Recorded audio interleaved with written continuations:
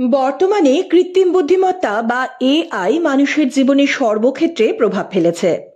সম্প্রতি এআই এর আরেকটি কাজ বিশ্ববাসীকে তাক লাগিয়ে দিয়েছে।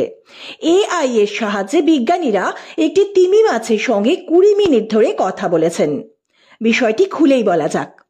বিজ্ঞান ভিত্তিক ওয়েবসাইট ম্যাশেবল জানিয়েছে, university of California SETI institute, full form search for extraterrestrial intelligence, এবং আলাস্কা হোয়েল ফাউন্ডেশনের গবেষকরা জানিয়েছেন তাঁরা একটি তিমির সাথে কথোপকথন করেছেন।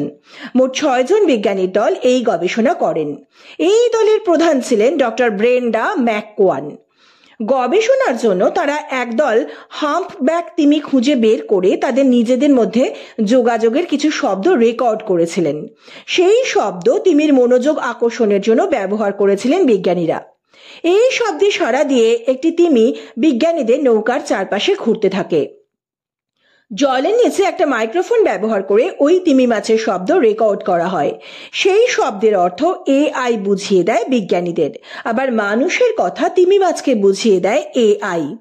আলাস্কা সাগরে এই গবেষণাটি সম্পন্ন হয়। যে তিমি মাছটির সঙ্গে কথা হয়েছে বিজ্ঞানীরা তার নাম দিয়েছেন টোয়েন।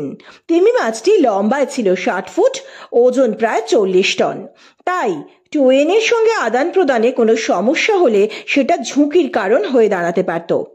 এই প্রক্রিয়া সম্পূর্ণ করতে পেরে বিজ্ঞানীরা খুশি আমরাও, কারণ বিজ্ঞানীরা আশা করছেন এই পদ্ধতিতে প্রতিটি প্রাণীর সঙ্গে যোগাযোগ করা যাবে, বোঝা যাবে তাদের সুবিধা অসুবিধা। আর সেটা যদি সম্ভব হয়, যাদের পোষ্য আছে তাদের জন্য এটা বিরাট খুশির খবর।